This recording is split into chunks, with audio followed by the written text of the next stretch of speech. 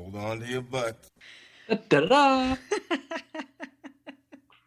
Welcome to episode 60 of the Civil War Breakfast Club podcast, joined by my co-host Mary, a woman who inexplicably doesn't know the difference between Jenny Wade and Jenny Dell. I am just a guy named Weeks. What's going on, Mary? Great intro as always. I mean, you don't. That's sad, but it's okay. That's okay. You fucker. Jesus. Okay, well, that's okay. That's okay. How are you? What's going on with you? What's the word? How you doing? I'm good. How are you? I'm all set to report about Perryville tonight. How are you doing? We are. I'm doing okay. Is that what we're doing? What are we doing tonight? Perryville? Is that what we're doing? The actual battle. Last week we did the lead up, and that's right. We did. So what are we doing today? We're doing Perryville today. Yeah, that's gonna be a good one. We'll talk about that. Yeah. That's gonna be a good battle. I think it was a good setup last week to set up this battle because, and I think this was your idea. I'm gonna give you credit for was doing this in one episode. Don't get excited. You heard it here first, folks. He gave me credit. Weeks gave me credit. As a wise man, the Millennium Falcon once said, "Don't get cocky."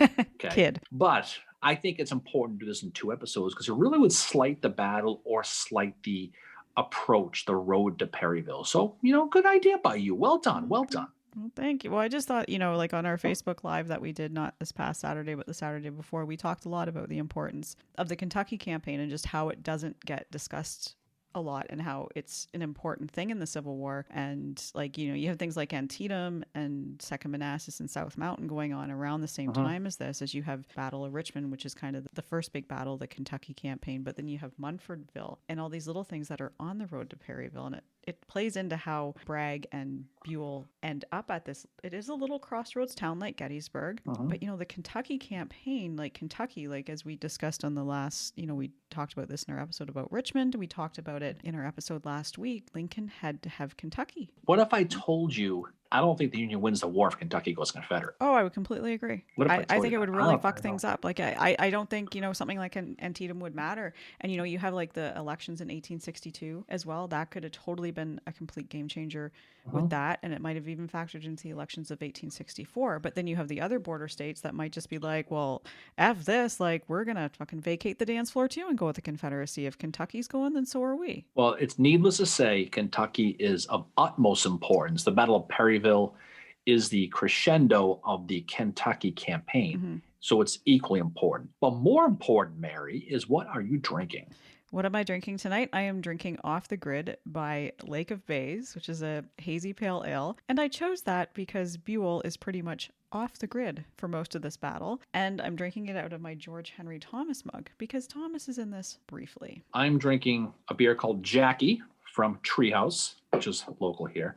Drinking it out of our Ride with the Winter mug, which we got. So yes, from the awesome John LaRoe of LaRoe Designs. Just a reminder that he's got some pretty awesome merch on there, including a Charles Tilden t-shirt and an Oliver Otis Howard t-shirt. And you can get those designs on mugs as well. So he's been a great supporter of the podcast. So thank you to John LaRoe again. Shout out to him. That is pretty cool. So let's talk about Perryville. Okay. When we talked before about this, we'll kind of, go back a little bit and kind of tread back to how we ended last week's episode. So October 7th, which is the day before the Battle of Perryville, William Hardee, his left wing of the Confederate Army, is in Perryville. And they, they set up those picket lines. They're defending those 3 roads coming in into the town. They're going to defend a position on Peters Hill, which is one of several undulations in the area. We're going to talk throughout this entire battle, Mary. Anywho, Buell is arriving that day. He's going to fall off his horse. Who knows what the hell happens, but he's going to be hurt.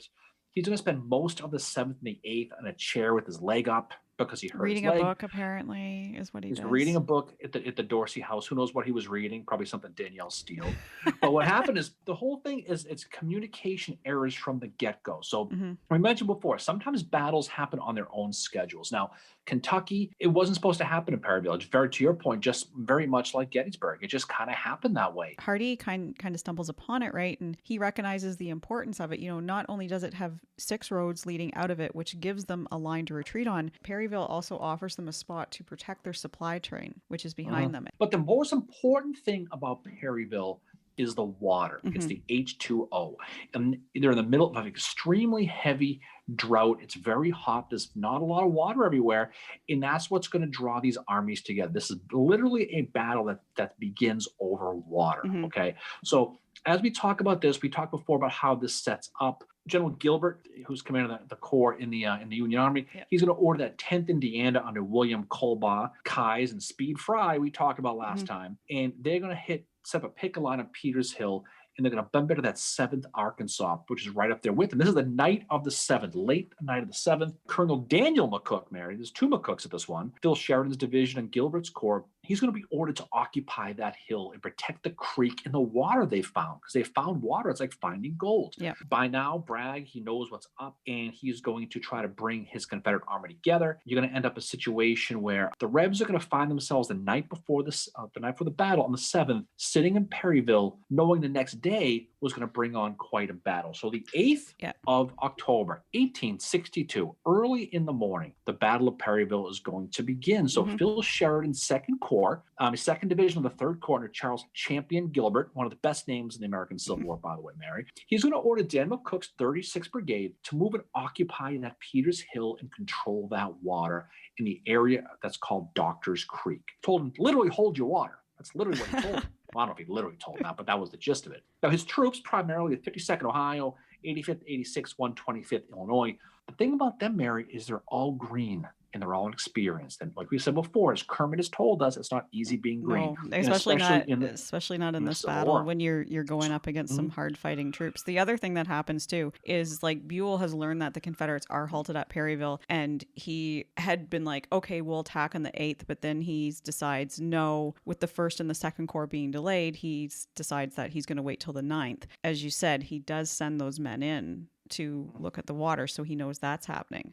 So there's really like both sides really don't know what the other side is doing. But meanwhile, you have Hardee, he's just limited to 3 of Buckner's brigades. So he's got Sterling A.M. Wood, Bushrod Johnson, who's on the right of Wood, and then General St. John R. Liddell, who's going to have these Arkansas brigades that are going to be some of the first ones that are engaged in this early morning skirmishing. So they're going to engage at 7th Arkansas under Colonel David Gillespie, all right? And he's in Liddell's brigade that you had just mentioned. They actually, although be green and experienced, they actually do pretty well. They actually take that hill. They actually get it.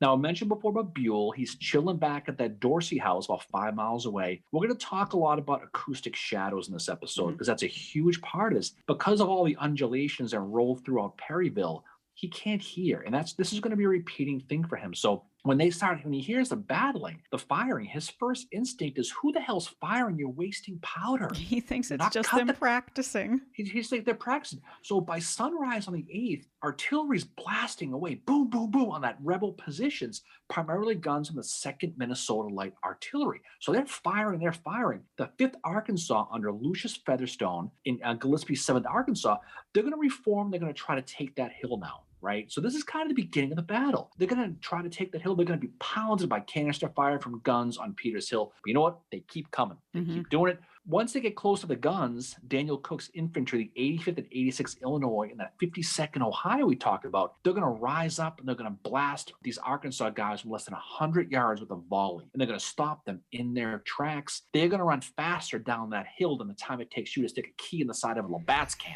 That's how fast it's going to go, right? So they're going to be coming up that hill to retake that hill. And all of a sudden, they're going to rise up with 3 infantry regiments, and they're going to start firing. And they're going to roll down that hill. So by 10 o'clock in the morning, Braxton Bragg, and we talked about Braxton Bragg, the commander of the Army of the Mississippi, he's going to finally get there. So there's kind of a pretty good battle going on already. Yeah. He's going to arrive in Perryville and set up his headquarters at a place called the Crawford House along a road called the Harrodsburg Road, which we'll talk a lot about. And he's pissed because around 6 a.m., Leonidas Polk had told him that the battle will begin vigorously. But then Polk, being Polk, and we've seen him do this before, he changes his mind and he's like, I'm just going to step in a defensive position, probably sits in a rocking chair like he did at Battle of Chickamauga. We are definitely going to be hearing about Polk again later. So Bragg shows up there around 10 a.m. and he's like some level of fucking pissed off, right? He rides from Harrodsville to Perryville to take charge. And he's pissed at Polk's battle line because, it's got some gaps in it. It's not properly anchored on the flanks. Bragg is going to assume that the major threat is at the Springfield Pike, where the attack had happened earlier at Peters Hill. He orders his army to realign in a north-south line and attack on Echelon. His plan is to hit them from left, center, right. That's going to be He's his going to go plan. right down the line. We hit Yep. echelon attack. What you're hoping for in Gettysburg, people, you think of this long street Mm-hmm. assault on the July 2nd. You want to keep hitting, hoping the Union's going to support and create a gap they're going to break through. By noontime, Leonidas Polk is in his right wing. You mentioned before how he says how Leonidas Polk is he's set up, but he doesn't do anything. Yeah.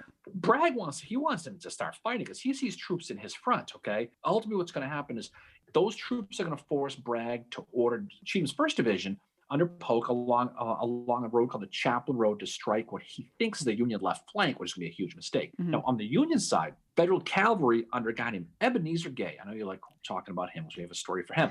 He has troopers from guys in Kentucky, Michigan, Pennsylvania, Minnesota. This is interesting because he is sent to go in the woods near the Peters Hill in a place called Bottom Hill to clear out any Rebs who might be whittling in the woods. That's pretty much what he's going to do. Now, Gay is going to get pissed off at this. Ebenezer Gay, the cavalry guy, he's going to get pissed. He's going to refuse the order unless he gets infantry support. He doesn't know what's in the woods. Probably he's afraid of clowns. Realistically, probably a clown, probably a snake. Right? But the thing that's interesting, he's going to complain to the Corps Commander General Gilbert and say, "Listen, I need infantry support before I go in there." Now, Gay, as you can imagine, is going to be told, "Get your ass in the woods," and that's what's going to happen. The Corps Commander is going to trump him. So Gay and his merry men, see what I did there, Mary, he will approach the woods, and as soon as they get there, the thing is, they're going to get into these woods, and rebel muskets are going to open up on them from Liddell's Arkansas men. We're going to talk about Liddell here in a little while, right? And it's interesting to see how this kind of goes, this early phase of this Battle of Perryville. Gay is going to send his dismounted 2nd Michigan men forward into the woods to deal with these Arkansas guys that are in his front. Gay, his troopers in the 2nd Michigan, they're going to have repeaters. And so they're going to charge into the woods, and they're going to run right into the teeth of Liddell's brigade. Now, what the Rebs will do is they'll do a classic rope-a-dope. Well, they'll fall back like they're going to retreat, and they're going to lead them into a trap. So they're going to reform, and they're going to wait for them, and they're going to blast them as they approach, send them off, taken off. So Ebenezer Gay's attack into the woods is going to basically fail because they're going to get tricked, these Arkansas guys, on Liddell. Sheridan, by early to mid-morning now, so he's going to realize, that he's going to need a bigger boat to support Gay's cavalry, and he's going to find troops from the 35th Brigade under Bernard Leibold, who is interesting, Mary, because he's a guy from Germany who we've talked a lot about with your 11th Corps people. He emigrates to St. Louis when he was 6 years old. Who knows if he had a bad 6th grade picture too? The bad haircut in 6th grade, we don't know, but we can assume he probably did. It was 6th grade, and it wasn't my choice. Leibold's men are mostly from Missouri and Illinois, right?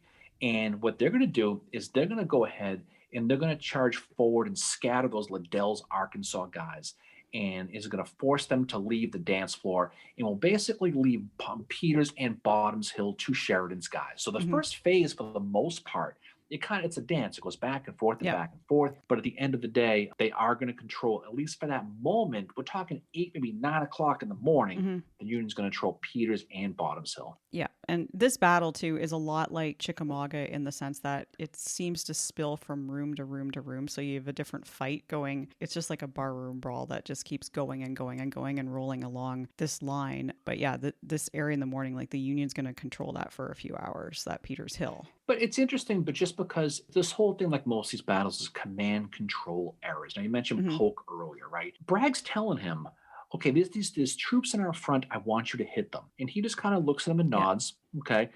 Bragg walks out the ring, pulls out his F this card, and ignores the entire order, right? So what he ultimately ends up doing, you kind of alluded to this, he's going to put his divisions of Benjamin Cheatham, William Hardy, Patton Anderson, and Simon Bolivar Buckner kind of in this defensive wait-and-see position. He's basically saying, and this is on the northern slope of the battlefield here, he's kind of saying, listen, I don't know what the hell's in front of me. I don't know what they're doing. Let's just kind of chill and see what happens. This guy wants us to attack. We don't know who's in our front. We got hills and undulations. We don't know what's on the other side of the friggin' things. Let's just kind of play it cool. That first attack over the water at Peters and Bottom Hill, at this point, is basically over, right? So if you're looking at phases of the battle, the Unions held that valuable water source. At this moment, they got it. Buell, we mentioned before, he's sitting back at the Dorsey house, kind of recouping over this horse. I don't know if he fell off a horse. I think he fell off a horse is what happened. Whatever happened, he did. He fell off the horse, right? Hurt his leg. And he's sitting back at that house, and he's trying to think, all right, he's kind of devising a plan. If you had a mustache, you'd be rubbing the side of it, some sort of evil thing, about how I'm going to attack this Braxton Bragg's 15,000 guy army, who he still thinks is not engaging yet because he doesn't hear the battle yet. He decides he's going to attack around 10 o'clock in the morning on that day. He's we'll do it around then. But again, his troops weren't ready. They still had their feety pajamas on. It was early, apparently. Okay. And so for whatever reason, too, is the orders that he gives to his 1st and 2nd Corps guys, McCook and Thomas Crittenden, didn't get there till late, so they're not in position. So 10 o'clock comes, they ain't freaking ready, right? The thing is, though, is Buell, and we mentioned this just a second ago, he still doesn't know the battle's going on. So he thinks he's like that little cartoon of the little dog. This is fine. The fire going on around him. This is fine. Right, but he doesn't know that despite the fact that he's making this battle plan, really for that day or the next day, he's completely and utterly oblivious to the battle going on. So around noontime, the commander of the 1st Division of Alexander McCook's 1st Corps, a guy named Lovell Rousseau, is going to order his 17th Brigade under a poet, Mary. I don't know if you've heard of this guy. His name is William Haynes Lytle. Okay. Now, we'll talk about him in detail here in a little while. But like you were saying a little while ago, we're trying to set up the chessboard here, right? Speaking of, we'll talk about Claiborne, too. Yeah. See what he did there? Nice.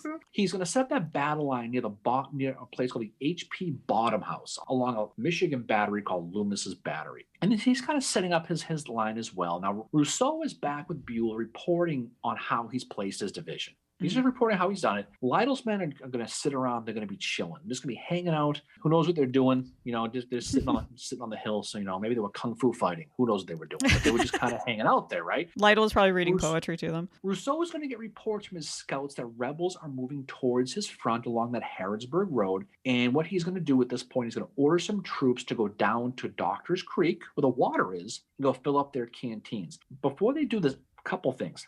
The water is disgusting at this point. It is covered in algae and everything else. And there's reports that after the battle, men died from drinking it. There's a lot of it. A lot of stuff. We'll talk about that. So 12:30, just after lunchtime, Rebel artillery is going to open up on that Union line with 4 batteries. And that completely surprised Rousseau. He was not ready for it. And what he'll do is he'll respond by bringing up the rest of Loomis's Michigan artillery along with the 5th Indiana Light Artillery. So he's going to set up his artillery here. And this is going to lead to about a full hour back and forth of artillery going back and forth, which doesn't freaking do anything because they just doesn't.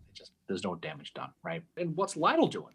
Lytle at this point is riding up and down the line on his horse, preparing his men for that anticipated rebel attack that he thinks and knows is probably coming. Yep. He's going to set up that 3rd Ohio in a nearby cornfield we'll talk about in a little bit. With the rest of his brigade, he's going to set up that 2nd battle line. And this is happening all around 2:30 p.m. Am I getting that right? It's a little early, but same time. Yeah, but he's going to set them up in that line. And there's stuff happening all at the same time at the Union, all along the Union line. There's stuff happening. And also at this time is when Cheatham begins his bombardment at 12:30 from his position where he is. Bragg is sitting back at the Crawford House waiting for Polk's offensive attack that we know is not coming now. He's just sitting waiting for it. This is going to be great. Everybody listen. Never comes, right? Nope. Kind of like a Friday night when you're waiting for lunch.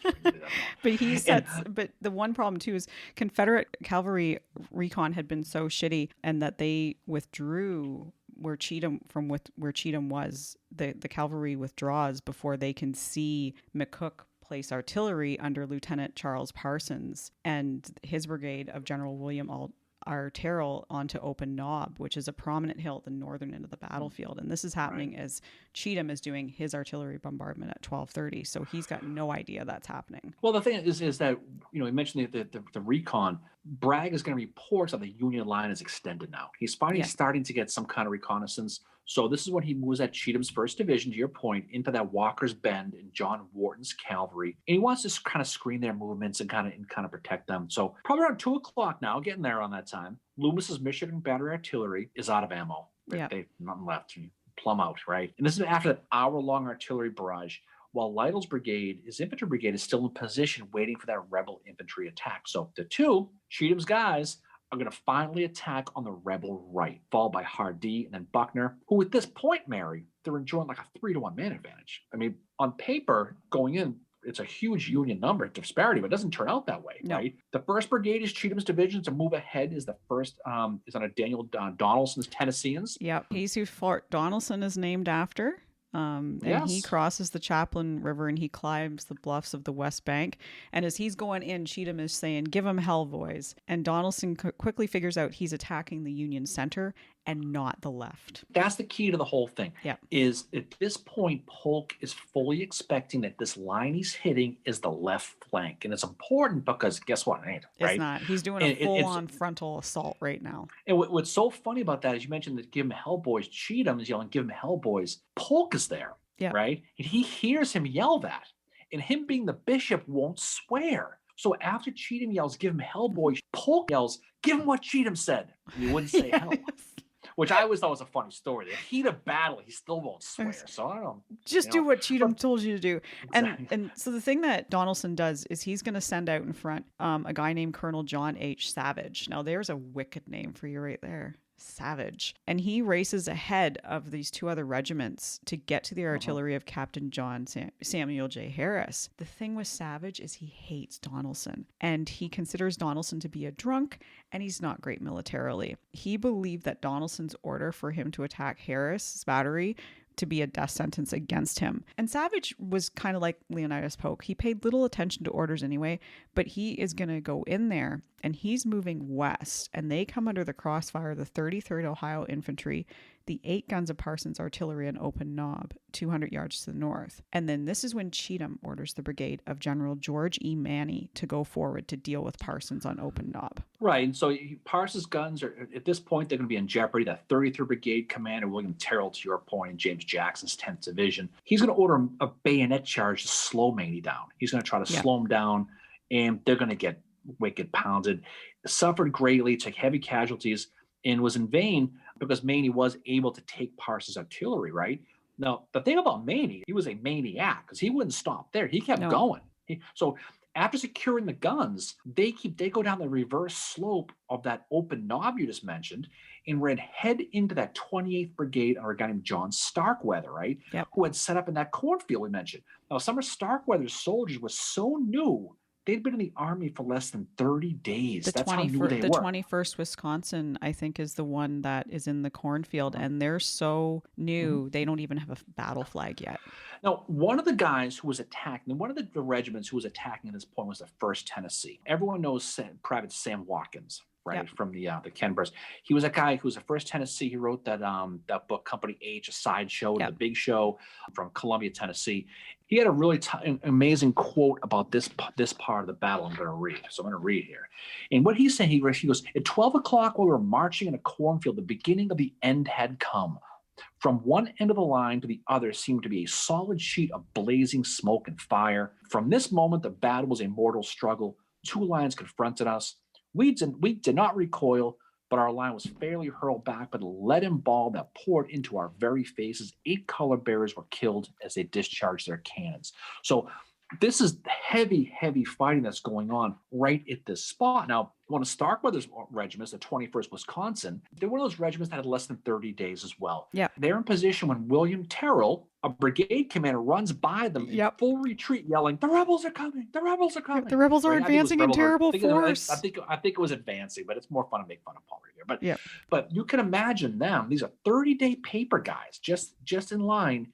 And their brigade guys taken off. Now, the 21st is commanded by a guy named William Sweet, okay? Now, to his credit, he does not run and stood and fired a volley into the oncoming rebels from Maney's brigade, right? Maney, of course, responds by firing a volley of 1,400 muskets into the faces of the 21st Wisconsin that sent them running down that bent road, which is that road.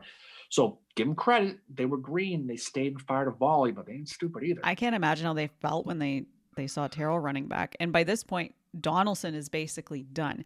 He is going to suffer 20% casualties. Now, within that, Savage's men, he loses 219 of 370. And I did the math, and I believe I did it correctly. That's 59% casualties. He lost a lot of guys, and the fighting at this point was just a maelstrom, a knockdown, drag-out type of battle.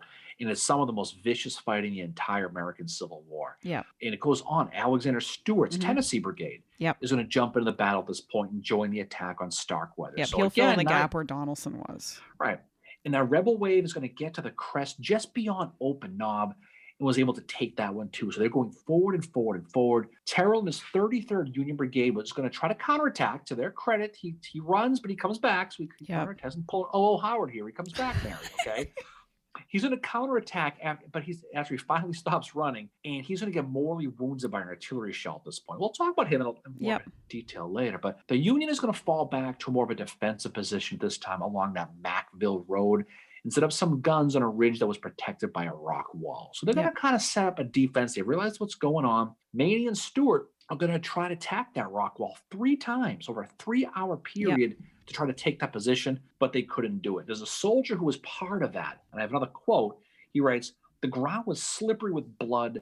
Many a poor, dark-looking, powder-grimed artilleryman was laying stretched out upon the ground around us, torn and mutilated." This is a rebel soldier talking about one of those Union guys up at that rock wall with the artillery. Yeah.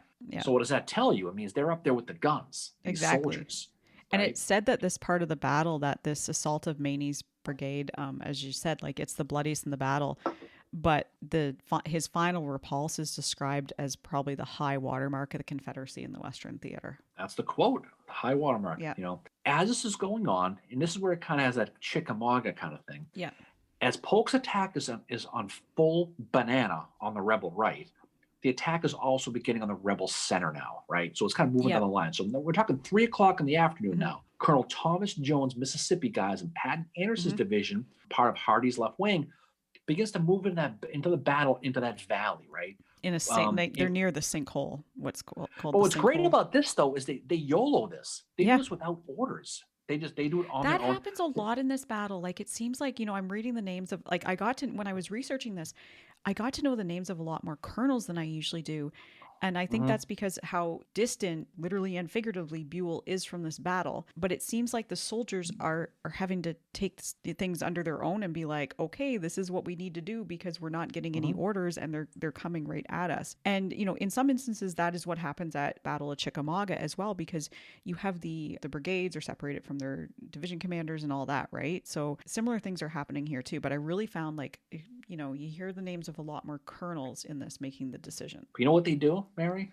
They march right into the teeth here. They do. They're going to march right straight into fire from those 12 guns on the ridge line and a bunch of musket fire by Leonard Harris's 9th Brigade that you mentioned earlier. So they're going to go right into it. There's going to be an artillery duel that's going to go on between the 5th Indiana and Charles Lumsden's Alabama guns. But again, it does no real damage to either side. But Jones' brigade does get driven back. So they're going to try and they're going to fall back. So now you're talking about 4 o'clock now, right? The interesting thing about this is not only do you have acoustic shadows happening, but you have an optical illusion happening here. So when Captain Charles Lumsden's Alabama Light Artillery goes to return fire, they can't line things up because of an optical illusion. The 2 ridges looked exactly the same, so they couldn't get the appropriate range on the weapons. So therefore, that's why it didn't really do anything. So this geography is really playing in heavily into how this battle is turning. No, I mean, you can have all the French ordnance glasses all you want and those type of things to help with your artillery. But if you're getting that weird eyeball effect thing from just the visual stuff, it's pretty tough to do. And around 4 o'clock, Thomas Jones' troops are going to get replaced by John C. Brown,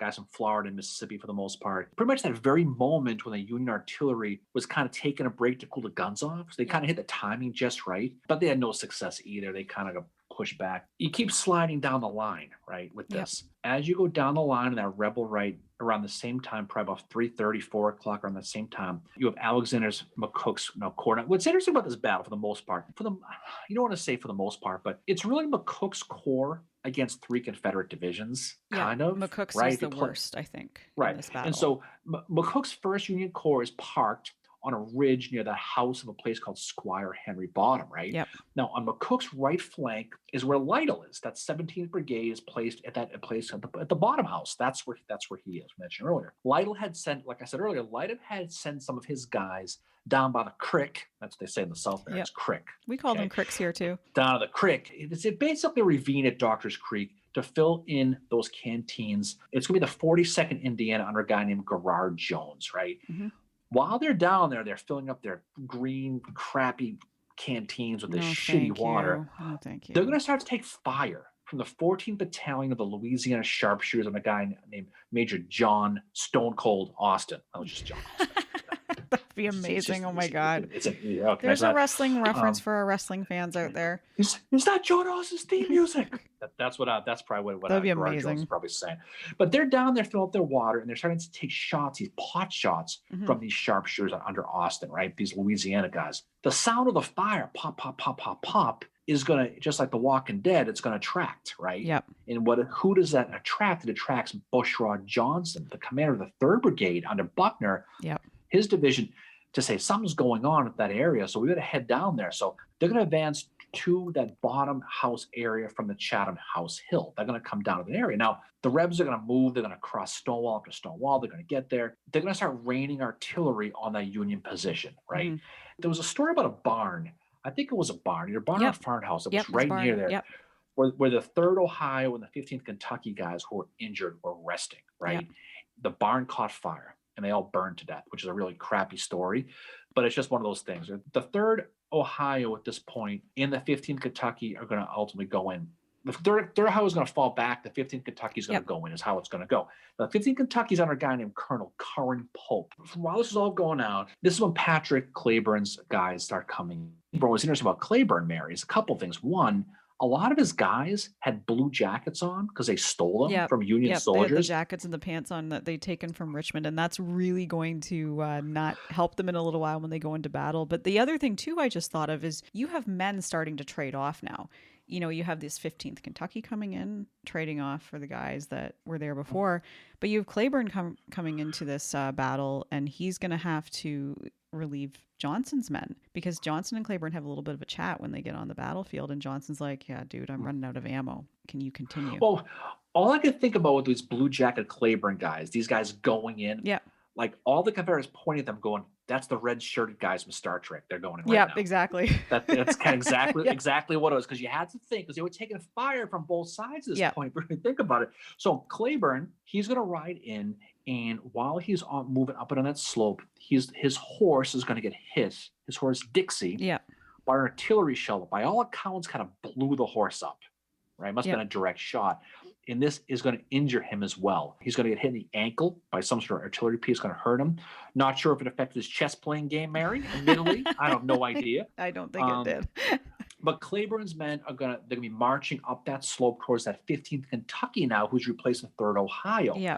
And what was, you mentioned Bushrod a second ago, was a great story about this battle. Bushrod's guys are there. Claiborne, Kool-Aid Man's it, goes right past them. Oh, he does. Get out of the friggin' way. Yeah, he does. Right? The way he sets them up. So what he does is he puts his like skirmishers out in front, and he puts his other men like maybe 10 or so paces behind, because he sees how the geography is. He recognizes that where the Federals are, they're not going to be able to fire on them till a certain point. As the skirmishers crest over this hill, the Union opens fire on them, and the casualties are heavy. But then right after that, this is when Claiborne and his men basically Kool-Aid Man it in there. As the Union are loading their rifles, the Confederates, Claiborne's men, just fire a volley at them of less than 100 yards, and then they rush in. And Hardee would write of this part of the battle. He would say of Claiborne that it was irresistible and drove the enemy in wild disorder from a position nearly a mile to the rear. And this is a funny quote I found from one of Claiborne's men. It said, "As their line broke, we had them and gave it to them in the back. It was a hot evening and the grass being dry. It caught fire and the flames spreading to a barn." Just to her. So they're Savannah. They're giving the Savannah to the Union here. What's funny to digress real quick. Do you know that after this battle, that night of the 8th, we'll talk about the Council of War that Bragg has. You know, Bushrod, how pissed off he was at Claiborne for pushing past him. It was a confrontation. It was like 19th century road rage. You cut me off. Yeah. He was so pissed at Claiborne for basically pushing past his guys and going right through them, which I would have loved to have been a fly on the wall in that conversation. Well, can you imagine? Oh, and then apparently after that, I think it was Claiborne who said, "We're not going to speak of this anymore." Yeah, he said, "Not enough of this." He was like, "Fuck this." At this point, Claiborne's going to be going in. They're marching up that slope towards the 15th Kentucky, who got some support now from 3 companies from these Ohio guys, Mary. Now, on the left was the 2nd Brigade of Louisiana men under Daniel Adams, right? Now, the Union troops are, at this point, they'd be forced to retreat while William Lytle continues to rally his troops. And this is when we talked about this before, but it was around now he's going to get hit in the head with something, artillery. He's going to get nicked. He's going to be left for dead by his troops, right? Yeah. And he'll be captured and befriended by Bushrod Johnson, who would care for him. And he'd arrange for an early parole back to the Union Army right after the battle. They'd see each other again in Chickamauga under less friendly terms. They would. But this is I would refer to you, Mary, to our episode of William Haynes Lytle for further details about this party. Yes. Because where he and Bushrod hang out in their feety pajamas for a while. They were. So just south of this, while this is all rolling, so it's all kind of rolling southwest on this battle line is what it is. Phil Sheridan's 2nd Division and Gilbert's Corps was just hanging out near the Peters Hill. Even though they were close to that bottom house and could clearly see and hear what was going on with Lytle, they did not come to his assistance because he was ordered by Gilbert not to bring on a general engagement. And he'd occasionally fire a few shells, but that's all he would do. Now, knowing Sheridan like you do, can you imagine how hard that must have been for him to sit for him to sit still? Yeah, this is one of those things that's kind of an anomaly in who Sheridan is, because he's known as this really aggressive commander, especially near the end of the Civil War. But here you have him just like, okay, I'll follow orders. Oh, wait, I just need to fire a few. He had to. He must have been like just bouncing off the walls, and he's told he can't do it. He had orders. But one thing real quick before we exit the 15th Kentucky, we got to talk about Colonel Pope. We talked real quick about this water. So he gets wounded in this battle, right? Yeah. Against Claiborne's guys. He's going to survive it. But you know what happens to him? He's drinking that water. You know what happens? He gets typhoid because of the water, the shitty water. He dies, and he's going to die on the 6th of November, 1862, as many soldiers do. And this, again, because of desperation, of thirst, because of the heat, they're forced to drink this crap, kind of like the stuff you drink, right? You know, that Molson X crap. Ew, and you have a lot of these people, a lot of these soldiers. And this is a very understudied, I don't say understudied, but thought about part of this battle. You think about the battles like canister fire, artillery, and musketry. These poor guys are thirsty as hell drinking this crap pond scum water.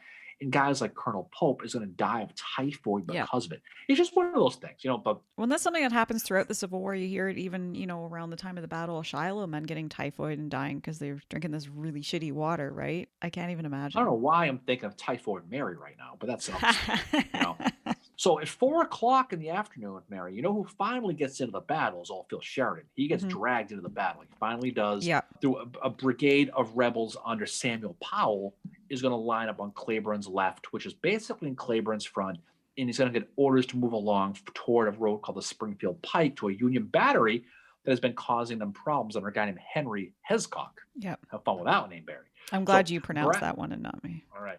So Bragg wants that battery taken out. It's causing him a lot of problems, take it out. But he assumes those guns are just by themselves. Yeah, they're not the entire Third Corps. He doesn't realize their entire Third Corps. Lemonade stand all by itself and nobody around. That's kind of what they're thinking, right? And they're not supported by infantry. And guess what? Oops, they were, right? Yeah. It's actually attached to Gilbert's Third Corps and it had full support. So Powell's Rebs go in with just 3 regiments. 3, right? And they go straight into the teeth of Sheridan's waiting division, who slapped them around pretty quickly. That was pretty easy. The thing about this, Mary, is for whatever reason, these 3 regiments under Powell, right, they're going to retreat. Sheridan doesn't counterattack. No. For whatever reason, he doesn't. Hesitates. This is not his best day here at all. No, and he says he's waiting for support from William Carlin's 31st Brigade and Robert Mitchell's 9th Division, who finally did come and chase Powell's retreating regiment. So you got Robert Mitchell, his 9th Division is going to show up, and they're going to be the ones who are going to chase these 3 regiments. This is pretty good because Carlin's brigades are going to chase Powell, basically chariots of fire style. Yeah. Right? They're going to chase him all the way back into Perryville. They ran so fast, I cannot believe Howard was not involved. That's how fast they were running. Nike was their sponsor, though, which is the official sponsor of the 11th Corps. But a soldier in the 15th Wisconsin, he wrote about this pursuit. He wrote, "It was like running a marathon. The enemy had it, and we were in pursuit. At times, we were so close, I was once able to slap a rebel in the rear." Ooh, there's a lot of rear action in this battle. There was, definitely was. But that's how they were. So the primary part of the battle that most people study is the final leg of this, which is the Alexander McCook stuff at the Wrestle House, right? Yeah. So by late afternoon, the Rebs are what they're gonna try to do is they're gonna attack both flanks of Alexander McCook's, and they're gonna use that pincer to double envelopment thing. Yep. They're gonna hit their flanks, and they're gonna push them back, and they want to drive McCook's men back to an intersection where a road called the Benton Road and the Macville Road meet at a place called Dixville Crossroads. Okay. Again, great name. Ideally, they be able to separate them from the rest of Buell's army, to kind of separate them and just defeat them right there. Now, Bragg's first part of this attack was to attack a brigade in James Jackson's 10th Division under George Webster. Yeah. And I know there's a story you want to tell about these three guys. Yeah. So these three guys, so Jackson, Webster, and Terrell, get together the night before, and they're all like, okay, what are the odds? So they're, working out the math by what are the chances that they could all be killed, or one of them killed, or whatever. And they determine, just from the numbers and whatever the fuck their kind of calculations they're doing, that it's really, really low. All three of them are going to die in this battle. Jackson first, followed by Terrell, followed by Webster. Webster's the final senior loss in this 10th Division, but they all get taken out after being like, nope, the odds are really in our favor that we're not going to die in this battle. Yeah, they're all sitting on the campfire like a bar talk, just talking. Yep. Hey, what do you think? It's like, just imagine that the conversation these guys have, And when the battle does happen the next day, this had not happened the night before. Bragg's assault was by Simon Bolivar Buckner's 3rd Division under that 3rd Brigade under the aforementioned Sterling A.M. Wood, right? Now, during this assault, Wood will rise to the occasion, Mary. And this is where George Webster is going to be killed, as does Division Commander James Jackson and William Terrell. They're all going to get mortally wounded. Yep. And that's how it's. I think Webster gets killed. The other two get mortally wounded. Yeah, because Terrell dies around 2 a.m. and I think Jackson might be one of the higher ranking officers killed at Perryville. Yeah, but Wood is going to take a beating at the hands of Webster's infantry. They're going to, anyway, what should I say around you? But they're going to get slapped around from that Union battery that's situated near Benton Road. So they're trying to pinch them and drag them in, but they're still dealing with this artillery. So Wood's going to renew his attack, and this time he was able to, I'm not afraid to say this, he's going to penetrate the line, okay? And he's going to drive Webster's men back to that Benton and Macville Road, right?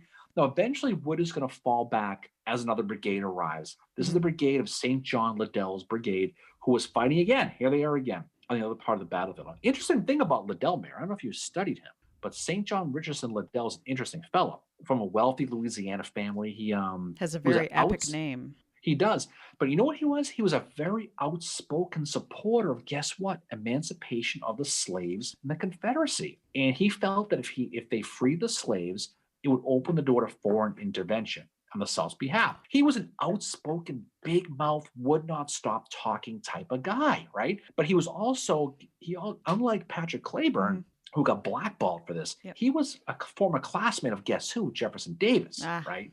So he was kind of in the pocket, right? And so it kept him in the Rebs' graces. Whenever he was offered a promotion, Liddell turned it down every time. Nope. Don't want it. He was a motivated fella, right? But he had a lot of money. He was able to raise and support his own brigade, and he's happy with it and just kept it. He hated Judah Benjamin with a passion.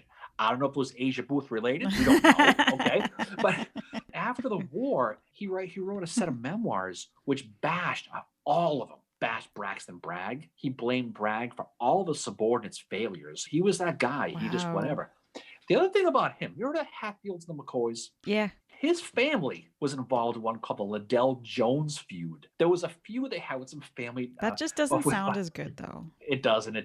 So after the war in 1870, this thing's been going on for a while. Liddell is going to be on a boat in New Orleans. And who's going to get on the boat but Charles Jones and his sons? And guess what happens? He kills them. So Liddell gets killed on a boat in 1870 in New Orleans because of a family feud by Charles Jones and his sons. It's just one of those stupid stories. Yeah, no, that's cool, though. That's what's interesting about studying this, is you find out about all this background that's going on, Oh, yeah. So getting back to the battle, Mary.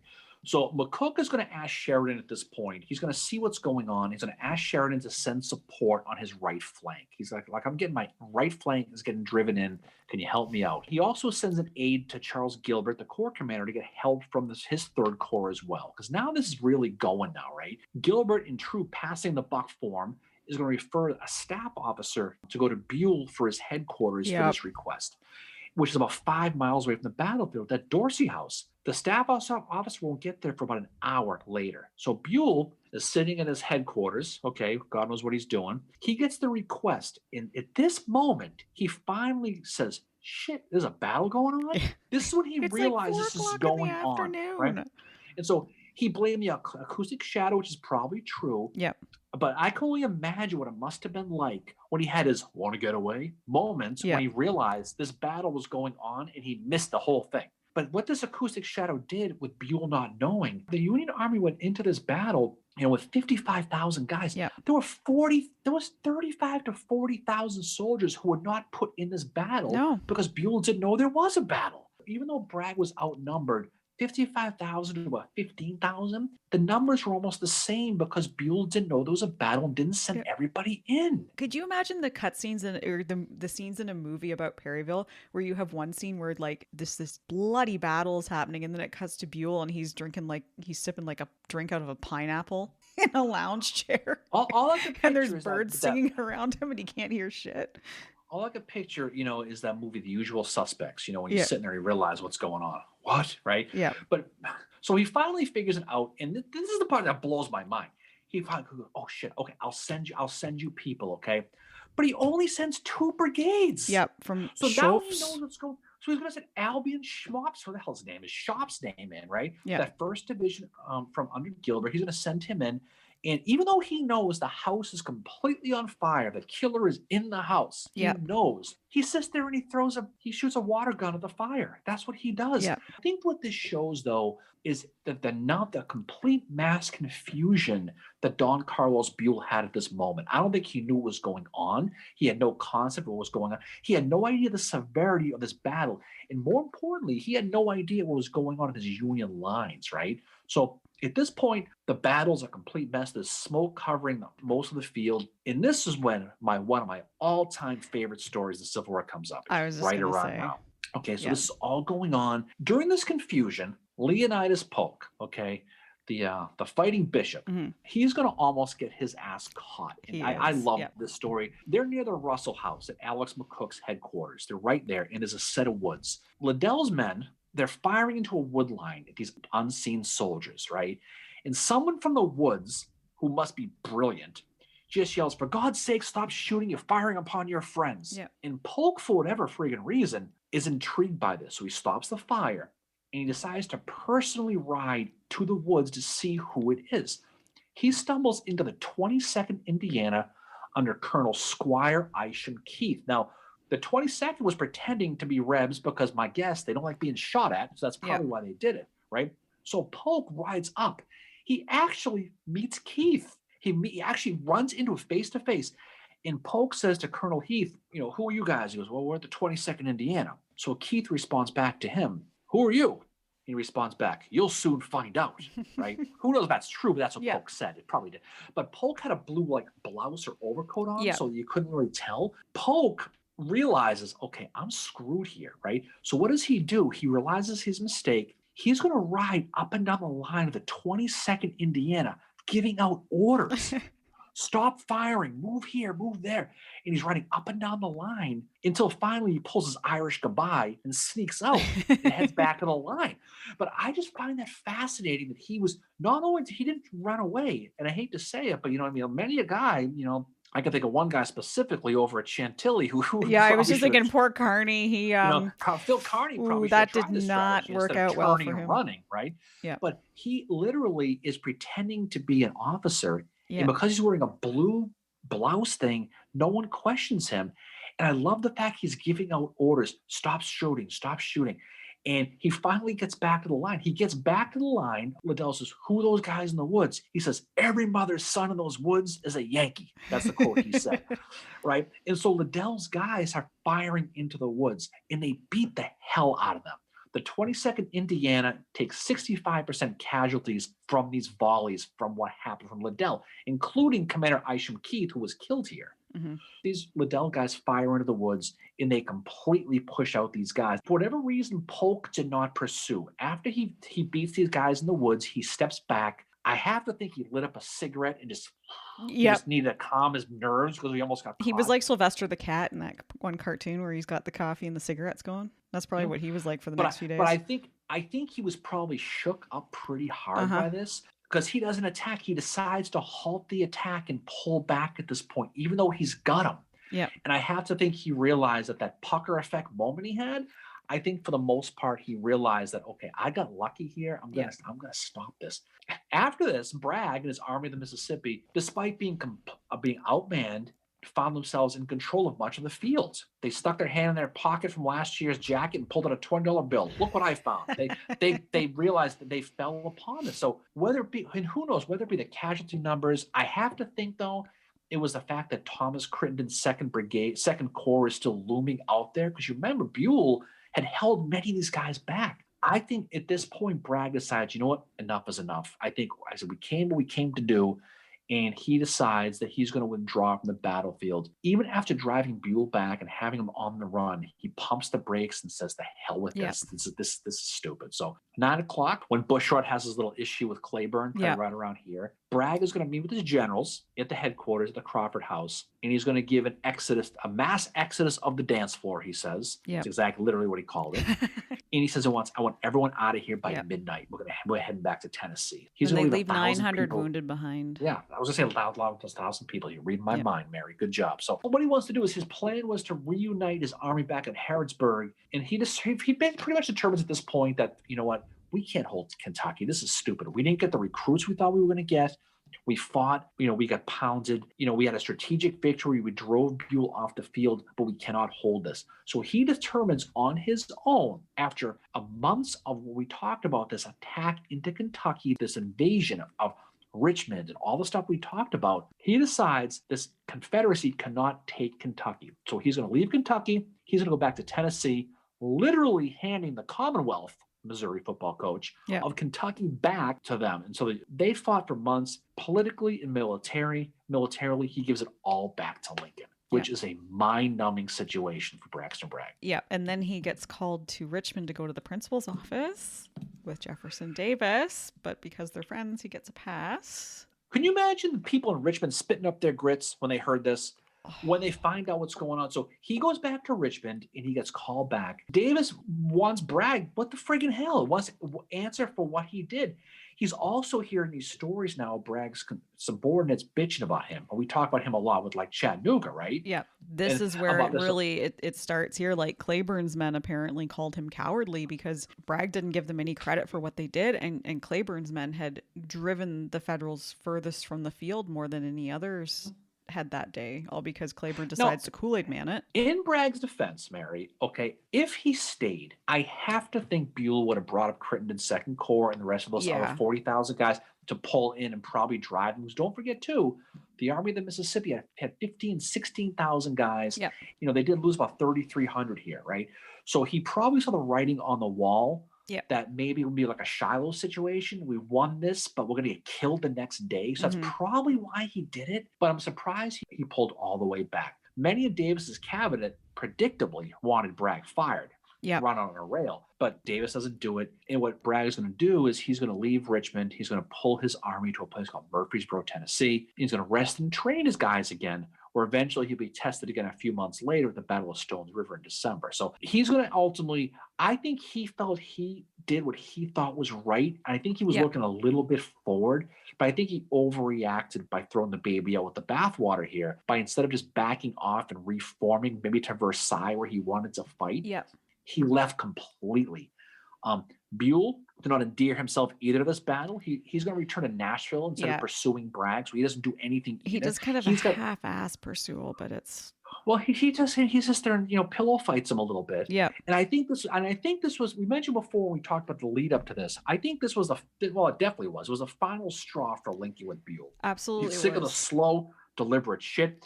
He's going to create the Department of the Cumberland, which will later be called the Army of the Cumberland. He's going to take Buell's Army of the Ohio and put it within that command as the 14th Corps under William Rosecrans, right? You're going to end up in a situation where really neither of these guys endeared themselves. Why Bragg left the state is one of those things. Why Buell did not pursue him and beat that Army of the Tennessee at that moment is another mystery. Yeah. The thing about it, though, is, we talk about this, the casualty numbers. The Union had 4,000 casualties. The Confederacy had 3,300. On paper, it doesn't sound like a very big battle. It really doesn't. But when you think about the percentages, and I mentioned this, I think, on Twitter, 20.2% casualties combined on both sides, right? This is more than Antietam, which is 20.1, more than Franklin, which was 16, more than Chancellorsville, which is about 16. And it was a situation where it was just a vicious battle. Sam Watkins again. Mention him, Company H, right? I'm going to read this quote. He writes, after the battle was over, John T. Tucker, Scott Stevens, A.S. Horsley, and I detailed to bring out our wounded that night and helped bring out many poor dying comrades. Joe Thompson, Billy Bond, Byron Richardson, the two Allen boys, brothers, killed side by side, and Colonel Patterson was killed standing right next to me. I saw W.J. Whitbourne, then a boy of 15 years old, fall, shot through the neck and collarbone. He fell apparently dead when I saw him all at once jump up, grab his gun, and commence loading and firing, and hearing him say, damn him, I'll fight him as long as I live. So this guy's dying, literally, and he's still trying to fight. Oh, my God. He writes, we brought off Captain Lute Irvine. Lute was shot through the lungs, was vomiting blood, all the while and begging us to lay him down and let him die. But Lute is living yet. Also, Lieutenant Woolridge, with both eyes shot out, I found him rambling, incoherent in a briar patch.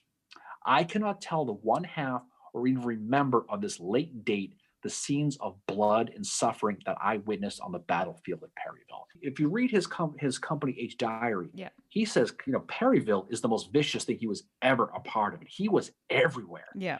And I think when you look at the casualty numbers, 20.2% out of 36,000 engaged and about 7,800 casualties. It's one that deserves to be studied a lot more because that huge ramifications, especially when Kentucky left. And that was a game-changing situation. It really, really was. That is not really studied, not really appreciated. And you need to study it to understand it. Like just the 3 episodes that we've covered about it have really made me understand Kentucky a lot better and just how much it must have been in Lincoln's head, how important it was to hold on to. But regarding Braxton Bragg leaving, I wonder if he's got the ghost of Shiloh in his head and he saw what happened to Beauregard, and he's like, shit, is that what's going to happen to me? What happened to Beauregard, getting called to the principal's office and getting fired? But I think he, didn't want to risk it, that what had happened at Shiloh again, because Bragg was at Shiloh as well. And a lot of his subordinates are not happy with this decision, that they want it to stay. I mentioned Claiborne's men they're going behind Bragg's back and they're saying he's a coward and stuff. But the other thing here too is Buell. I don't know why I thought of this, but say what you will about Joseph Hooker at Chancellorsville, but Joseph Hooker was concussed at Chancellorsville. I think the pinwheel here needs to pass to Buell. Because he's fully conscious and he's getting reports and he's like, nah, there's not a battle. So I think we need to let Buell hold the pinwheel for a while. What do you think? Yeah, I think when you're looking at this battle, I think, he clearly, and you know what though, they swear by the acoustic shadows. There's all kinds of hills and undulations that roll through there. I mean, you can see how, but you have to wonder when he got that messenger, right? Yeah, why he didn't. Why he did, how he reacted to that. So if you're looking at MVPs of this battle, Alexander McCook is probably the guy. Yep. I mean, I think realistically I would speaking, give it to him. And it's tough to say on the Confederate side. I would give it to Leonidas Polk for just getting out of that situation. Well, that was amazing. Between Polk and Claiborne just Kool-Aid manning it, but then because he Kool-Aid mans it, he eventually has his flanks exposed, right? So he's open up to fire from the Union start firing at him when he does that, and then Bushrod, of course, gets pissed off at him for what he does, right? Yeah, and that's you talk about these guys, these men in battles and these alpha dog types. You can imagine the conversations that went on with this and behind the scenes stuff, I think. But I think at the end of the day, when you look at the Battle of Perryville, you have to look at the whole Kentucky campaign, and this is a culmination of all those things we talk about, including Donaldson and Henry, Columbus, obviously Richmond, all the ones that took place in that theater, because it all led to this culmination of this bloodletting, this battle, this massacre that was the Battle of Perryville. So I think I think doing this the way we did it is probably the best way to do it, because I think it sets it up basically pretty well. And I think it's one that I think is one that really should be. I don't want to say study more, because a lot of people study it. I don't think people appreciate it. What you see happening here at Perryville is not just, a battle with, military strategy, whatever. You see the emotions of the men, right? Because I think in real time, they are going to know how important Kentucky is. They are going to know. If it wasn't for this battle, we don't know if it'd be Kentucky Fried Chicken, Mary. KFC. Exactly. You think about what's happening there. The Union manages to maintain control over Kentucky for the rest of the Civil War. And Antietam and Perryville together are 2 huge turning points in the Civil War. I know a lot of people say Antietam, but after studying Perryville, I'm starting to rank it right next to Antietam for turning points that both needed to happen. If they'd lost Perryville, who knows what would have happened with the emancipation. I mean, it probably would have still went through, but what's that going to do for Northern morale if the Confederates gain control in Kentucky, right? Like, it's one of those things that when you study it, you realize what an important piece of the puzzle it is when it comes to the Civil War, and that you need to look at it as much as we look at something like Antietam, I think. We do. So what's coming up next, Mary? What's next? So next we are doing Cedar Creek. We are not having our Facebook Live this Saturday because we both have some other stuff going on. So we unfortunately are taking the weekend off from doing the Facebook Live, but we will be back with you on the 23rd where we will be talking Perryville and Cedar Creek on that Facebook Live. And then the next episode we have after that is Jay Price. Our friend Jen is going to be joining us to talk Halloween. And just another little housekeeping thing. We will be having our roundtable on the 4th Wednesday of this month, just because we both have some stuff going on next Wednesday, the 20th. So it will be on the 27th. So if you've never attended before, it's just via Zoom. We start at 6 o'clock and we go till whenever we start wrapping up kind of thing. And no topic, we just get together, nerd out about the Civil War. And if you've never attended before, just info@civilwarbreakfastclub.com and we will send you an invite. And that's going to be Wednesday, October 27th at 6 p.m. Well, I think we can jump off here and head off into the wild blue yonder. So, Mary, again, this was a good time. Again, the pleasure again is always all yours. And I think we can look forward to moving on to the next exciting thing. So all I have to say to you, Mary, is go Red Sox. We got some exciting stuff going on this weekend, so we'll have a lot of fun with that. So any final words from you, Fincheroo?